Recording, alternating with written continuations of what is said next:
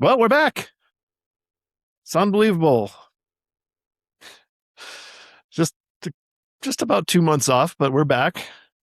Welcome to the Colonel and the Kid podcast. Today is August 4th, 2026, and this is the Colonel and the Kid podcast.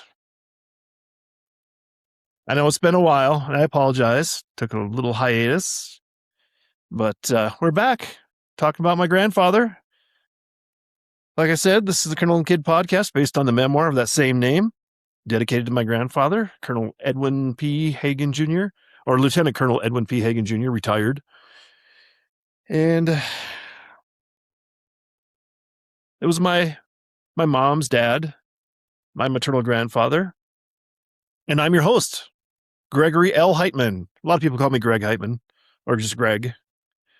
So I've tried to spice it up a little bit by referring to myself as Gregory for more professional reasons. For as a writer and a podcaster, I try to differentiate my previous working life with my new working life as a podcaster by going from Greg to Gregory. So we have that going for me. But enough about that. Let's talk about the chapter. Today's chapter is chapter 44, the last pheasant hunt. And there's going to be 60 chapters. So this is chapter 44. So the next chapter is chapter 45. That'll be 3/4 of the way through this effort, and an epic effort to try to record the history of my relationship with my grandfather. And it'll be 3/4 through, and I'll tell you what, it's been a long haul. I was just discussing the fact that the chapter that I was editing yesterday, I always put a date on the file, and the date that I noticed the last time I'd worked on it was 2022 in August 2022. So that was 4 years ago since I'd last edited that particular chapter, which would be chapter 46. Coming soon, I promise. But I think when I first kicked off this effort of doing the podcast and getting the memoir done, the Colonel and the Kid memoir about my grandfather, I think I had talked about that.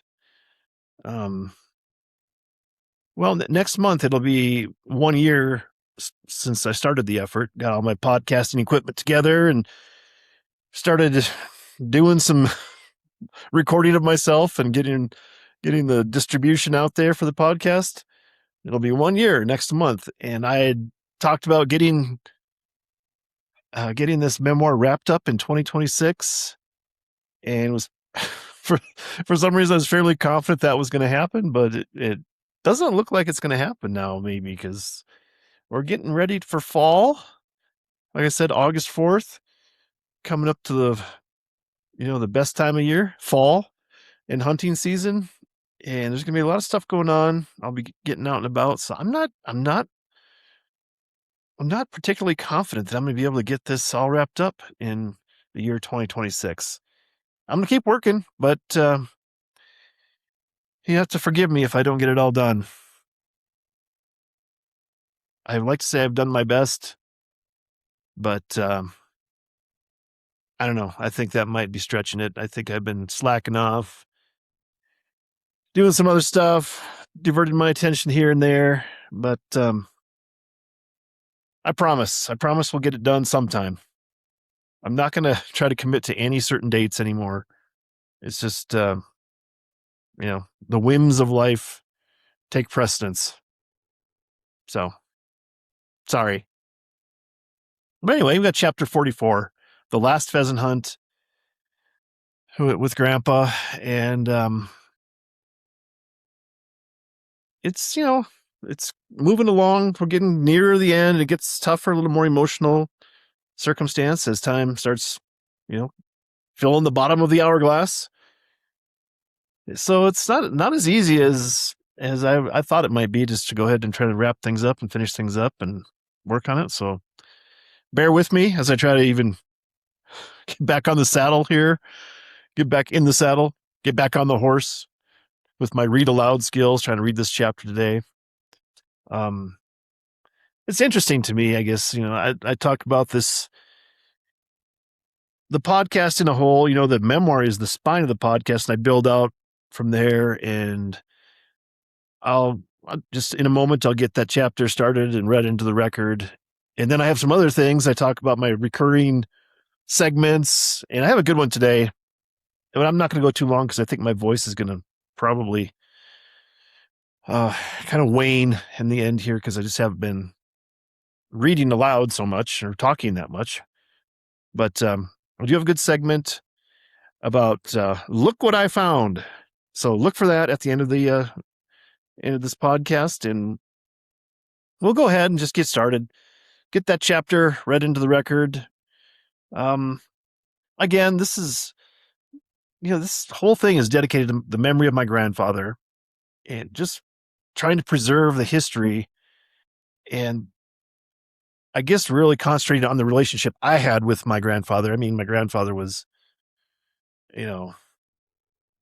a man of many friends, acquaintances, and he was just more well known than me, I guess. So he's really the star. I like to pretend I'm the star of the podcast, but my grandpa's the star. So we'll just go ahead and start talking about this in the last pheasant hunt. Pheasant hunting has been a big part of the memories I've had of my grandfather and a big part of his life. And so, it's kind of sad. I mean, we're down to the last pheasant hunt. We'll get that called up and read into the record. So here we are. The Colonel and the Kid. Chapter 44, The Last Pheasant Hunt. And as always, we start with a quote. And the quote reads, quote, "There's no place like home," end quote. And of course, you may recognize that from The Wizard of Oz by L. Frank Baum. And you'll see what I mean, why I started that, and maybe I'll highlight that when I start reading the chapter here. And this chapter starts with the photo. So we're going to kick this whole thing off the photo. And this is a similar photo I've used before, but I'll read the caption and then try to describe. Caption reads, "A couple years prior to Grandpa's last pheasant hunt, we took some photos to memorialize the day. It was a beautiful October 1996 day after a successful time afield. From left to right, Gary Heitmann, my dad, Greg Heitmann, Grandpa, Kristen Heitmann, Garrett Heitmann, and Grady Heitmann holding Caitlin Heitmann at Grady's Ranch in Falk County, South Dakota. It's a nice pile of birds, so I'm going to conclude that it was 5 full limits of roosters, 3 apiece, for a total of 15 big pheasants." So in the picture, this is on Grady's driveway, and I think he had just had the house remodeled then. He had a big, nice 2-car garage, and it's got the nice brand new shingles and everything. And we're sitting on the back of his I think it was the red Dodge pickup. And I'm guessing it was probably Bobby, Grady's wife, that took this photo. And it's funny because we got, I think that's Sissy, the boss farm cat for a long time at Grady's place. She's sitting on the driveway right next to my dad's foot. My dad's sitting on the tailgate with his one foot on the ground, the other foot up in the air. And then I can see another cat, between his legs standing on the driveway. And my dad's got his hand on one of the roosters there. And Kristen, Grady's oldest daughter, she's probably 4, I think.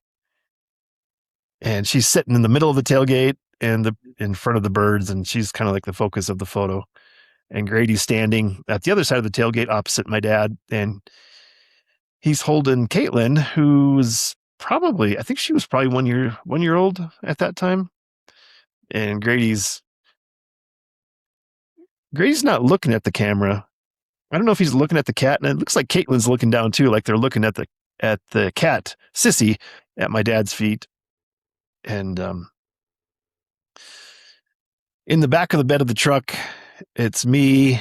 I'm between my dad and Grandpa. Grandpa's way towards the cab of the truck in the back, and Garrett's on the other side between way towards the back. But in the photo, he's centered between Kristen and Caitlin in the photo. Nice sunny day, blue sky, beautiful October day. Just it's strange how sometimes, that fall can just be so cooperative with, an upland bird game hunt for pheasants out there in Falk County. And I see Grady's got, I think that might have been one of the first four-wheelers he had sitting over there on the side of the house. And I think that, like I said, the remodel was going on. So I think that's a brand new concrete slab. And next to it, there's no grass growing there because I think it was new slab and the dirt work that they had to get it,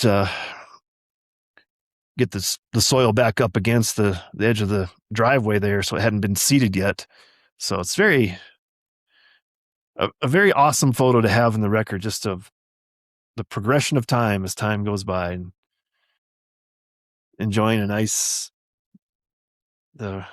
the results of a good day of field, getting some nice pheasants. So, all right, let's start the chapter. I didn't know the last pheasant hunt was going to be my final hunt with Grandpa. I can't even guarantee I can tell you what year it was, but I'm going to declare that it was 1998.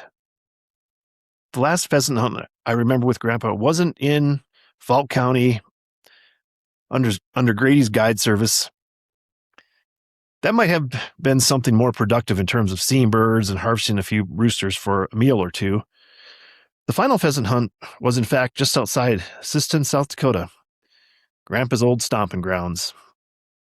And that is why I use the quote for "There's no place like home," for Grandpa to go out one final time around his home country and look for some pheasants.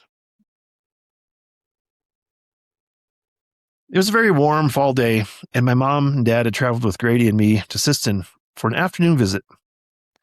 I think Garrett may have been on one of his pharmacy rotations, so he wasn't there. But then again, he may have been gone along. I just that detail of the memory just evades me. We took our shotguns along per Grandpa's request, just in case we had some time to do some road hunting. It was just an hour's drive from Groton to Grandma and Grandpa's country house, just outside Siston. In the middle of the afternoon, upon our arrival, Grandma had fresh caramel rolls for a snack. After a bit of conversation, it was decided we would indeed take a drive to look around for some pheasants. As I look back at it now, I think Grandpa knew this was his swan song as far as hunting goes. He never breathed a word about hanging up his gun, but all the signs were there. He ended on a high note. After driving a few gravel roads, hoping to see some birds, coming to the shoulders of the traveled way for some sand for their gizzards, our group came across some promising-looking ground. We ended up walking a small piece of public land. It may have been a walking area, sponsored by the South Dakota Game Fish and Parks. It seems like there was an old gravel pit in the midst of the grassy area. Grandpa and my dad, as blockers, settled into their positions as Grady and I just pushed through some tall grass. Maybe just a couple 100 yards, if that. Nothing. No birds were flushed. It was a beautiful day. Short-sleeved t-shirt weather, in fact. A little warm, if you're walking. We all headed back to the truck. I remember there being just a little bit of a slope to navigate to get out of the ditch and back up to the road. I climbed up and Grandpa trailed behind. I didn't think much of it then, but in retrospect, Grandpa struggled for breath just walking on flat ground. So when he came to the slope, he asked me for a little help. I turned back and he extended the barrel of the shotgun toward me. I think I laughed a bit, just grabbed the gun and pulled him up the grade. It seemed unusual to me, Grandpa needing help, but then using the shotgun for leverage. I guess I was in denial about my or anyone's mortality. It's difficult reconciling the aging process as it is, but 20 plus years ago, I think I was oblivious to it, wrapped up in my own little world. As far as I knew, we were all going to live forever. And here I have another photo. And I'll read the caption and talk about it a little bit. Grandpa's pheasant gun on that last hunt. It makes my mind spin to think about all the birds that shotgun harvested. fowl and pheasants both. It is a Remington Model 11. It uses Browning patents and has that familiar Browning humpbacked appearance. It just looks cool with its nice wood grain in the stock, but the form is a little plain. It has no engraving in the metal. It doesn't have that modern ventilated rib sight. This shotgun is a utilitarian weapon designed to harvest birds for the table. And it's just this is just a photo of the shotgun my grandpa used on that last hunt, and he used a lot throughout his time. I think it appears in the pictures when he's in the duck boat out hunting. And this photo is I just took a photo from above, have it laid out on the carpet I don't know where it was taken for sure. Maybe here in Santa Fe, I think. And it's just that gun is probably, I would venture to say it's probably 70 years old at least. I wonder if I can get the serial number and do some Googling to find out from Browning, Remington, I guess, is the maker, using Browning patents to see what year that gun was made. That information is probably available. Maybe I'll do that. I should have done that, but maybe I'll do that now and report on that later. But it's in great shape. It's got some marks on it, I guess, in the stock. And I'm looking at it. It's more of a blonde forearm, wood grain on the forearm part, but the stock is a little more reddish brown. I don't know if it's different wood. Maybe the stock or the forearm has been replaced. I don't know. I'm just looking at that. That's the first time I really ever thought about that. I always thought that was a little more blonde all the way through on all the wood, but it's interesting to me. But I just like that gun, and I don't know, maybe I'll take it out sometime I don't think I've ever shot it. Maybe I'll just take it out to give her one last go sometime. And here's another photo. I'll read the caption and then talk about it. Here's a close-up of Grandpa's shotgun action. I don't like the safety mechanism located inside the trigger guard. And you can catch a glimpse of it here in the photo. And so that's what I'm highlighting here. You got the trigger, the main trigger, then there's like a little nub sticking down from the top of the trigger guard. And I guess that's just the safety for, keeping firing or not firing. I think forward is I don't know. I'm not even sure how that works. If forward is firing and then back is unsafe, or is the safety is activated, not unsafe, on safe. So I don't know, but you can see the way the photo, the reflection, the bluing looks still pretty decent shape for being as old as that gun is. Then we have another photo here. I'll read the caption. The caption reads, Grandpa's case for his shotgun, an ancient multi-polymer zippered case from Sears, Roebuck and Company. And it's just kind of this off clay, grayish brown colored mostly, and then some black other plastic material, and it's got a handle. And surprisingly, it's still in decent shape and not cracked or anything. You'd think that sort of that plastic material would have oxidized and cracked after all these years. But there it is. Sits in good shape. And then finally, one more photo.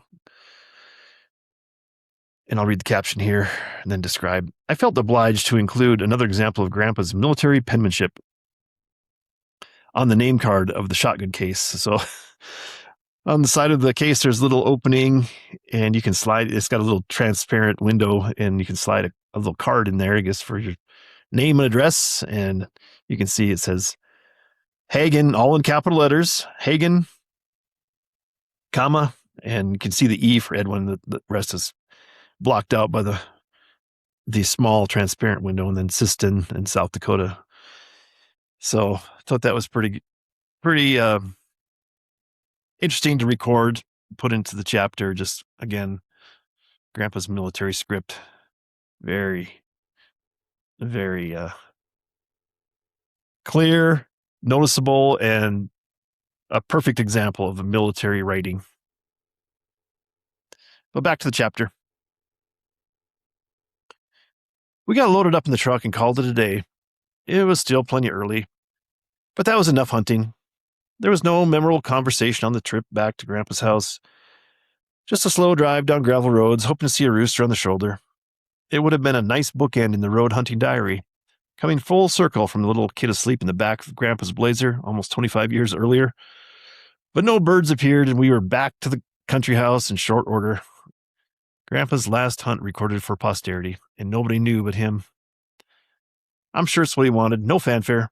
A last outing with family. One final memory he could recall from his recliner with a quick glance to his taxidermy roosters on the wall. All his hunting buddies had passed.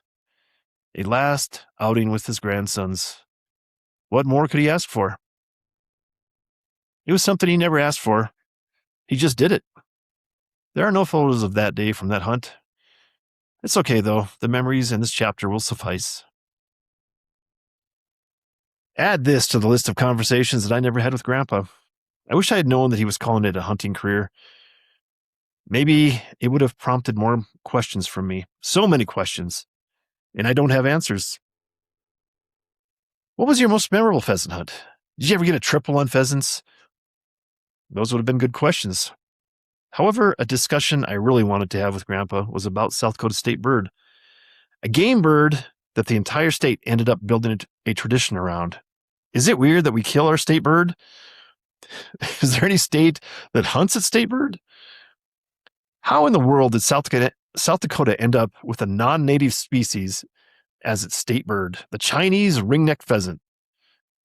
Not only a survivor in South Dakota, but a bird that thrives and drives a sporting economy around its existence. Speaking of foreigners, the Hungarian partridge, another non-native species, used to thrive in South Dakota, wing in wing with the Chinese ringneck pheasant. Partridge numbers seem to have just completely ebbed. I don't remember the last time I heard about somebody seeing one, not to mention harvesting one. At least I have some photos of a fine example from Grandpa's taxidermy collection. And here we have a photo of a Hungarian partridge. I'll read the caption, then talk about it a little bit. The caption reads, Grandpa's Hungarian partridge mount. You've probably noticed the rooster pheasant mount in the photos from the previous chapter about the den. Those photos didn't show this Hun, quote unquote, Hun, short for Hungarian partridge, because of the photo angles. This bird resided in my mom's garage for a few years, but it now hangs in my office/podcast studio here in Santa Fe. And it's just a picture of the Hungarian partridge mounted. It's a little worse for the wear, kind of little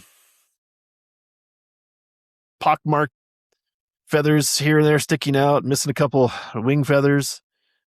And I think you can see it here in the studio, right behind me. Right up there, if you're watching the podcast on YouTube video, I'm pointing to it, and its head's covered by the U.S. flag hanging from the set of antlers I have in the background that's got draped with a flag, and there's a hunting cap hanging from there. I should have taken the flag down so you can see the mount better, but there it is. And there it is appearing in the chapter. And I mentioned the video podcast. I don't know, some of you, I'm sure, listen and some watch so you can see the photos. And I will, I'll get the photos uploaded to the video podcast, which it'll appear in YouTube. And I think Apple Podcasts now can handle the video also. So I'm not sure how that's been working or if it's working. I really haven't paid much attention to Apple video podcasts, but Apple Podcasts is how I access all my podcasts because I use an iPhone. But YouTube has been the home of the video podcast for all this time, all the previous episodes, and it'll be the home for this one for sure. So go ahead and go to YouTube and check it out if you want to see the videos once I get those uploaded. But very cool bird.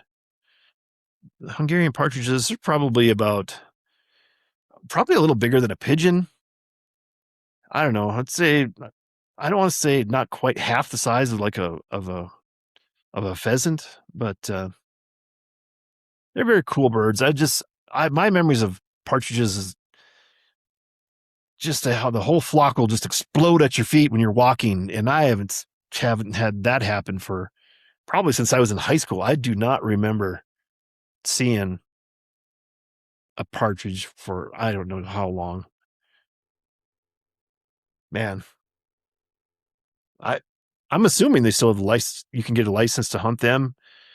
If you see them when you're out hunting pheasants up in South Dakota, just a part of the upland category of birds that you can get along with grouse.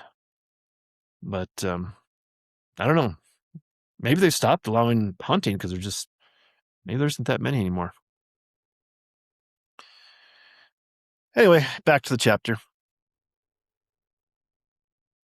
As I conclude this chapter, I feel a void in my life, a melancholy emotion when seeing the photos, and now 25 plus years later, think of the people that have passed on.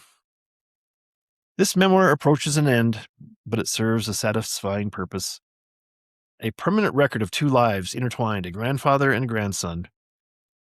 It may not be earth-shattering history, but special nonetheless, at least to me. And we have one final photo to bookend the chapter, and I'll read the caption and then describe the photo. The caption reads, "Out in the fields of Falk County with Grady, Brandy, the black lab, Garrett, Grandpa, and my dad, Gary Heitmann, taking a knee. This is a perfect memory because it is just how I remember it. I am behind the camera, and it is that photographer's perspective that will remain etched in my memory. It's fun to have these pictures and know that they turned out. This was before the digital camera, and it was always a little nerve-wracking picking up photos after the film was dropped off, developed, and printed. Today, I barely noticed the pile of pheasants as I enjoyed looking at the smiling faces and tall grass." So I'm not sure if I've used this photo before in the memoir. I may have, and I don't apologize because I just enjoy the photo so much. And in fact, I know I've used a crop of this with my dad and my grandpa, and I'll describe the photo a little more and then talk about that. Okay, Grady's standing at the back of the one side of the pickup, and the pheasants are all piled along the tailgate. And I'm pretty sure this is the same day, but this is a field photo. We're out in the field before we just head home. And so the variation of that first introductory photo to this chapter is when we got home and got the kids in the picture. And so this is just an earlier in the day photo. And Grady's got he's got a small video camera in his hand. And I think we were trying to get on video one last pheasant for the record. I don't think we ever got it on video. I'm not even sure. Maybe we did. And then so Grady's on the driver's side rear next to the tailgate, leaning on the pickup. And it looks like, I think that's Garrett's 20 gauge shotgun there, leaning in front of him. And Brandy, the black lab, she's kind of she's not looking at the camera. She's looking off to her right towards the left side of the photo. And Garrett's in the back of the pickup, kneeling down, and I think he's holding an orange hat in his hand. It looks like his left hand, and he's got his right hand out with his right hand petting or just resting on Brandy's back. And I think if this is 96, I think Brandy would have been like 4 years old, probably the peak of her pheasant hunting career. And then the right side of the photo, on the driver or the passenger side of the pickup, Grandpa is leaning against the pickup, and then in front of him, taking a knee, is my dad. So they're sitting there and looking at the camera. It looks like Grandpa's actually smiling. Grady looks like he's got a little smile, and Garrett's smiling, and my dad's he's looking like he's pretty stoic. Not really smiling, but maybe he's got the sun and too much in his eyes. maybe all of them are kind of all squinting a little bit because we got the sun starting to get on the west side of the of the afternoon and looking into the people's faces, and maybe that was causing them to squint a little bit and maybe not smile as much as they were. More than the squint is causing the corners of their mouth to turn up. But just a really mixed emotions as far as the time frame goes. We're 1996 and 30 years later, I'm finishing up this chapter of the memoir, 2026, talking about this photo. It's just like a blink of an eye. It's time goes by, but glad I got it in the record. That's it. That's the end of the chapter. And of course, we got to close with a quote. And I close with a quote, and I adjust my cowboy hat, wearing the straw cap today. Didn't go with a fancy hat. A little warm still in the mid 90s down here in Santa Fe. So I thought I'd go with a straw hat. This is my original. This might be my original cowboy hat that I ever bought for working out in the sun. Try to keep the sun off my face.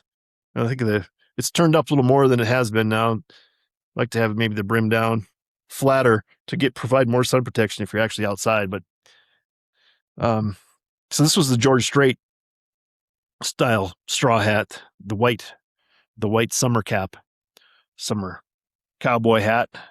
So it's good that I'm wearing that today and not going with a wool fancy hat. Try to keep cool. And it's perfect because we have a quote from Doc Holliday to end this chapter. And I quote, "There is no normal life. There's just life," end quote. Thanks, Doc Holliday, for giving us that bit of wisdom as we wrap up chapter 44, The Last Pheasant Hunt. So that's it. That's the end of this chapter, and close out the chapter and move on to the rest of the podcast. So the people that just, have concerns about the chapter, you can just drop off. Got 32 minutes in already, so it's taken, taking a good chunk of time to get here where we are, and I will probably be coming in way under an hour today, just because I'm out of practice with my throat. The throat's already kind of it feels a little sore just from talking this much. But so we've gone to corrections, and it's been so long since I did a podcast. I don't even know what corrections there might be out there if I made mistakes on that. So we're just going to move on, and maybe that category of corrections is the rest of the podcast piled up upon itself, because, like I said, it's just short of 2 months, and we had been doing some sports updates, and including, of course, baseball is in full swing. And I would be remiss if I didn't talk about the Minnesota Twins and their record. And the Minnesota Twins update is brought to you by Teener Baseball. Greg wrote a book.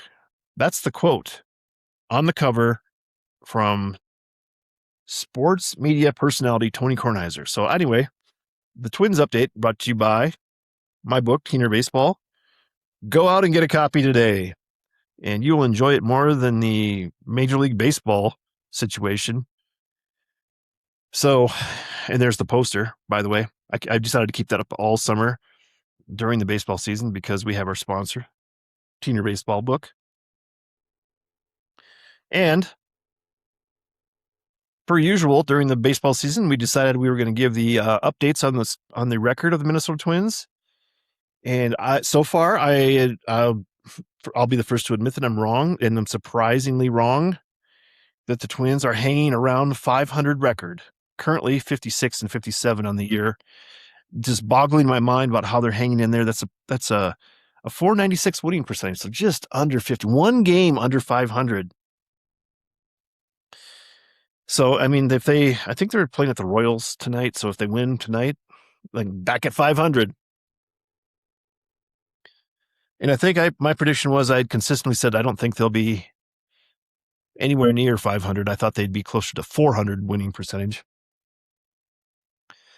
But they're proving me wrong, and I guess it's really interesting to see that I guess my conclusion has been, as far as the team goes, is they seem like they get talent, but I think they have a lack of coaching. The coaching seems to be just not able to improve them. I think they're winning on just sheer athleticism. And I say sheer athleticism, and I note this for one of my other recurring segments, which I call verbal abuse, because sheer, I was trying to type that up, and I couldn't figure out if it was sheer as in SHAR or SHEER. I actually had to look it up to see which one is correct. It's sheer athleticism is SHEER, more like a sheer drop off versus sheer as in like shearing the sheep or cutting your hair, or shear forces where they split, like a bridge member would shear off and you'd have a bridge collapse, or shear a bolt off of your farm equipment, something like that. Anyway, I digress. And I compliment the athletes on the team of the Minnesota Twins and their sheer athleticism, because I think their ability just to hang in here at a 500 record is just based on pure athleticism, which is awesome. But I think there's such a lack of coaching and development in the Twins that they just can't get any further. They make so many mental mistakes. It's just unbelievable. Just base running mistakes, defensive mistakes, not knowing what to do or how to think about what to play. If the ball's hit to you in this situation, it seems like they just constantly costing themselves runs, or making mistakes on the base path where they run themselves out of possible scoring runs, or giving up runs on defense by not knowing where to throw the ball or what to do. And that to me is just the basics not being taught in the organization. And I contrast that with the way that the Twins won World Series in their championship years in 1987 and 1991, where they would never make a mistake. Just their defensive skill and the ability to know what to do with the ball, they were almost perfect in that. And their base running, situational stuff, always top notch. And here, the current coaching and developmental people, I think that's lost. I don't think they can. I think they just need a whole new category of coaches and trainers and developmental people, because it's just not happening. They just can only get so far with that support staff they have. Even if you're the greatest athlete in the world, I think you're never going to be able to win a championship without that push from coaching that can take you to that next level, so that everything is instinct. There's no hesitation. There's no having to think about what to do next. If the ball's hit to me, am I going to first, or am I going home? What am I doing?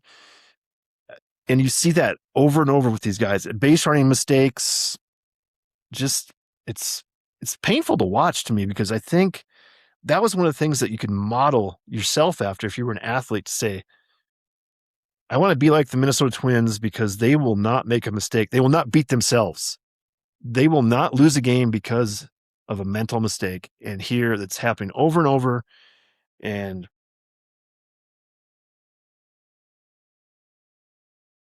I guess maybe I should say that that's probably in general throughout all leagues out there. I think that's one of the things you have a problem with.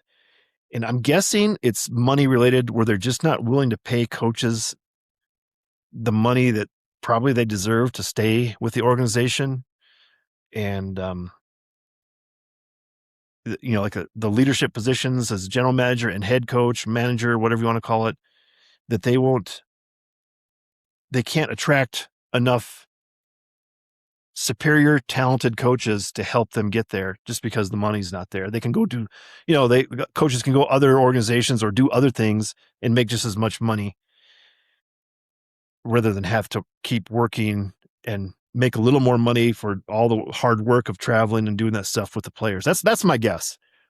So I will continue to say that the Minnesota Twins will never win a championship in my lifetime unless there's a total reorganization, revamp, and that could happen. I say that because I think the organization needs to be sold and a new ownership needs to come in and be able to reinvigorate the whole organization. And that's fine. I mean, if they don't do it, I'm on my way out because they're a distant team to me, and there's a lot of closer teams that I can cheer for, and I think that's going to be the separation point for me. Sooner than later. It's hard, but time marches on. Anyway, that's it. I mean, I really have a positive comment on the Minnesota Twins being able to hang in there this far. They could easily make the playoffs and actually win a series. I don't think they can go any further than that. They did make some moves. They got a supposed closer. I'm not sure exactly how good this closer is. They traded for at the trade deadline from Toronto. I think he's a way better option than anything they currently have on the team. So that is an indication to me they're actually looking at trying to actually win this year. So that's great news for them. But I just don't think that they have the coaching skill and development enough to actually win a championship, win a World Series. I don't see it. Anyway, continuing with sports headlines. We're 2 months behind, but guess what? I was correct. In the NHL hockey Stanley Cup Finals, I had picked Carolina Hurricanes to win, and they did win on June 14th. They took home the Stanley Cup on the road. They beat the Las Vegas Golden Knights, and I was right on that. I guess I'm able to do a little better predicting. I think in this situation, I was able to actually, go, head over heart on that think about that the Carolina just had a better team from what my eyes told me, and it was true. And just the day before the NHL final game on June 13th, the New York Knicks were the champs for the first time since 1973 or 1970 or something. I mean, it's been 40 years. I can't remember what it was, what exactly it was. 46 or 43 years, something like that. And as I predicted, they beat San Antonio Spurs and Victor Wembanyama. And I was disappointed because I didn't want New York Knicks to win. But I could by my eye test, it was just easy to see that they were a hotter team and they dominated. I think they won 4-1 on their series. And I can't remember what it was. 4-2, Carolina Hurricanes won their championship series. So it was a little late on my update on the top level sports championships, but I predicted both those correctly, and very satisfied with my guesswork on both those fronts. So very happy about that. But more importantly, we're going right into the NFL. And I think the last time I had reported on the NFL is that I had canceled my NFL ticket and I was waiting for a deal, and I was not going to renew unless there was some sort of deal. And guess what? I did get a deal. I did achieve half price for my NFL ticket for this year.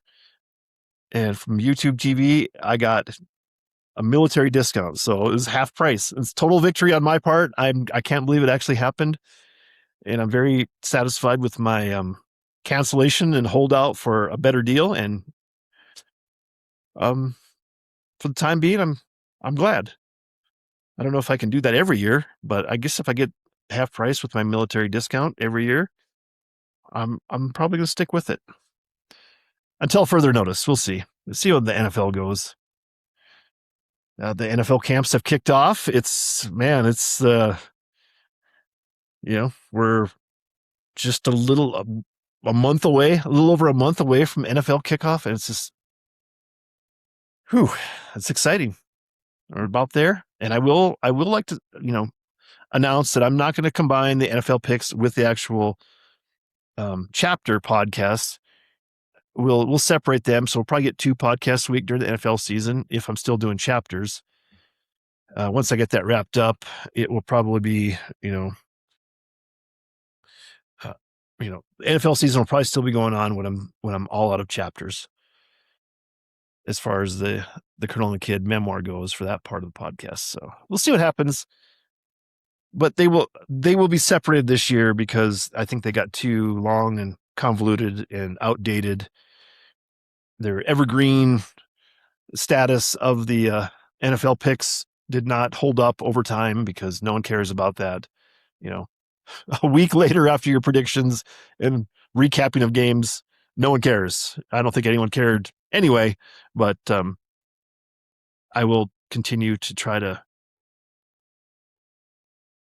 cover the NFL with my insight, if you will call it that, and then separate that from the actual memoir itself. So there we go. In big news, there hasn't been big news for a while because there's been no podcast to share it with, but big news was that my whole house that I was purchasing in Elephant Butte area, by the Elephant Butte Reservoir, it fell through for various reasons I won't go into at this time, but it may have been just a blessing in disguise because the reservoir is at 1.5% capacity, which basically means the river is still flowing in that area. So there's the water. We're in a terrible drought. We're in a desert, obviously, but in my location here in New Mexico, and I was going to, buy a house down there and plan on doing some duck hunting, and that the duck hunting is still on as far as I can tell. I'm going to try to get something worked out for that and hopefully be able to continue. I think I might be, I might be looking at renting a house for a month down there. We'll see how that goes. See how that potentially might work out. It's looking very positive, but if there's no water, then I won't do that, and that'll be, I'll be just put on hold until there's more water. There will be. I mean, droughts come and go. There's high water levels, low water levels, whatever. I feel confident that we're going to be able to have some good memories made down there doing some duck hunting. And I'm still looking and planning on getting a boat so I can, tackle this endeavor myself. If I rent a house, or I still have my camper, can haul down there, just have the camper down there. And in fact, I did, I invested in a new shotgun, a new Browning A5. So I got that going for me. So I'm excited about that. I haven't even unboxed it yet. I need to do that and make sure it's okay. It hasn't even been assembled and got the packing grease out of it. So I got to get that taken care of. And that's on the agenda, but, something to look forward to. I'm looking maybe in month of December and sometime month of January, doing some duck hunting every day down there. That's my vision of what I see for myself doing that, and just enjoying that in the future. So I'm hoping for some good El Nino weather. There's been lots of news reports stating that the El Nino is going to provide a lot of warm and wet weather for this winter. And so that should provide plenty of runoff and some good waters down the southern part of the state of New Mexico, and provides some ample duck hunting opportunity. That's my hope.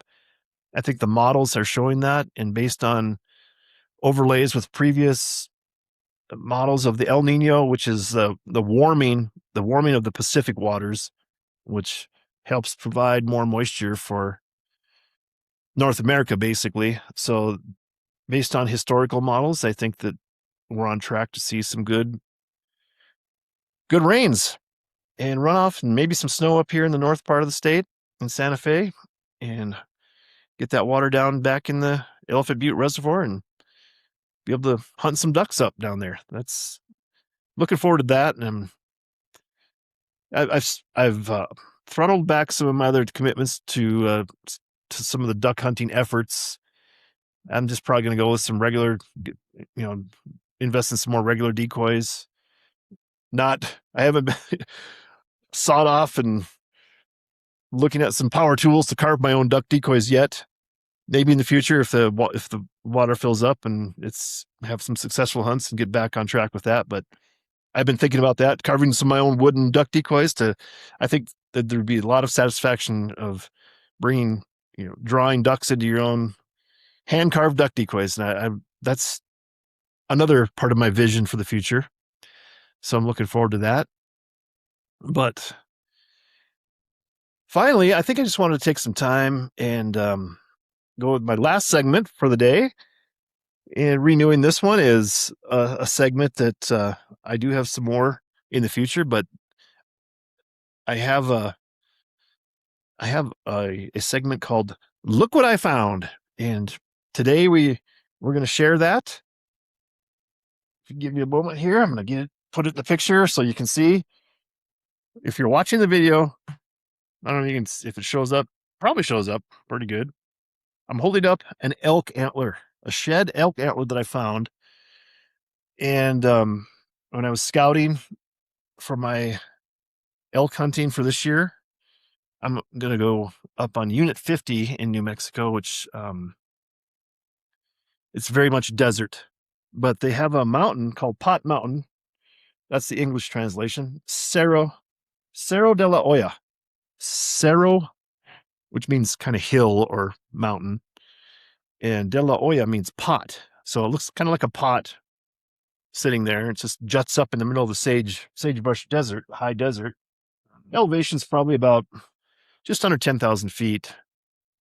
And so I was up at the top of that mountain. It's all pinon, juniper up on the top. At the top opens up. There's grass up there. So the elk will be out there in the evenings and at night. And in the mornings, they're getting back into the trees. So you got to be up at the top of the mountain in the morning and evening to try to catch them when they're out there moving around and not in the thick trees. But I found that antler up there, so I know this is probably a big guy, a big bull, at least one big bull up there. And in 2014, 12 years ago, I shot a bull up at the top of that mountain.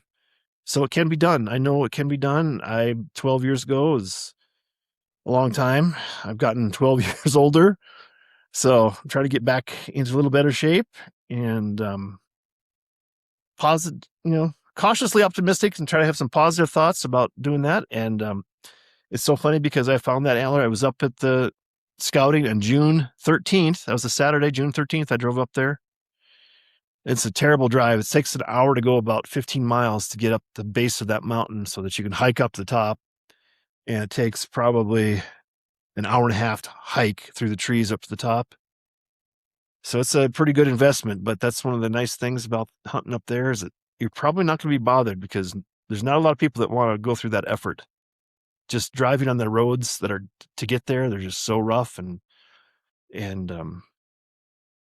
I mean, just bare bones roads. They're just cinders because it was an old volcano that blew up and it left lots of cinders.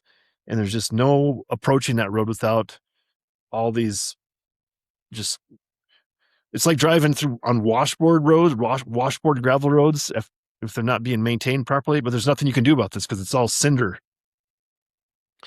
You get a few areas where it's just sandy and you can cruise through those, but the rest of the roads are just, it's a real test just to get to the access to that mountain. So, and I'm planning on going up there. I think this week, in the next 7 days or so, I'll probably be up there and I think I'm going to camp out and try to blaze a trail. And I have some retroreflective markers I'm going to put on trees so I can do it early in the morning when I'm walking up so I can know where to go and not get off path because there's some places where you can get in, dead ends where there's a steep drop offs where you don't want to, and really rocky and you want to avoid those. And if it's in the dark, it's hard to do if you don't have some sort of trail marked out. So that's my plan when I go up there and scout. I'm going to try to mark out a trail, maybe stip some branches here and there so it's easier walking up there. Tie some ribbon on trees for the daylight walk, or traverse up and down, and then have retroflective markers going up and down for night, just to make the trip easier, and just have confidence that I can save my energy and not be wandering off trail and getting caught and have to backtrack and stuff like that. So that's my plan for the next week. After we get this podcast in the books. And anyway, it's kind of exciting. I'm looking forward to this, even though it's going to be a real challenge physically, I think, for me, just now that I'm 57 years old. Once you get in your 50s, it's a lot different than 40s. I'll tell you that. Out in the elk woods anyway. So, but it's kind of exciting, especially that I found this elk antler. It's a nice one. I was looking at this, I compared it to the biggest bull that I got hanging on my wall, and it's actually, it's only a 5-point. I have a 6-pointer on the wall, but the main beam is 44 inches. So that's, 3.5 feet long, and it's a little taller, and it's just a little bigger than any bull I've gotten. So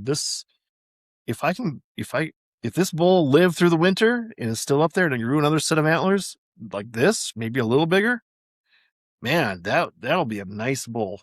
I'm excited for the opportunity to try to harvest him. So looking forward to that. And it's going to be a challenge, but I don't know. There's just something about elk hunting that just really, really makes me excited. And it's hard to, I'm just talking about duck hunting down at Elephant Butte. And I guess maybe once I get that, if I can get that working full go, the way I envision it to be, maybe that'll be as exciting as elk hunting for me. But elk hunting just dominates my thoughts right now, as far as the outdoors go. And just, it's awesome that I found this shed antler, because it really made me start thinking about stuff and lit a fire underneath me to get going and get out there and just get after it. It's exciting to me anyway. So anyway, I think that's all I got for today. We just about made it an hour, and it's funny because I hear some thunder, so we might actually be getting some rain. It's weird. We are in such a drought down here. And I think I would say, I've told people this, and I'll put it on record in the podcast. This is the hottest summer I've had that I've been part of in living in Santa Fe, New Mexico. And this is my 22nd year. I'm sorry. 22nd year of being here in Santa Fe in the summer. And this has been the hottest one that I could ever remember. So pray for some rain for us, and hopefully we'll get it. And again, let's get some runoff down there to Elephant Butte Reservoir. I can get some duck hunting done too. Anyway, thanks for joining me today. I apologize for being so lazy, I guess. Maybe it's not lazy. I'm just prudent with my time, trying to get things organized, trying to get the editing done correctly so we have a good record of the kernel. And glad to be back in the saddle. We'll get some more podcasts out here. They'll be coming a little more frequently, hopefully, in the next month or so, as we run up to elk hunting, and keep you updated on that too. So anyway, I'll sign off. And as always, I want you to stay positive and take action. Be proactive, be positive, be assertive. Those are the things that I think that really help you enjoy your life. So I implore you to do that. And we say, you take action, don't defer. And in honor of the NFL upcoming season, it's like, you win the coin toss, take the ball, march down the field, and score. That's what I advise.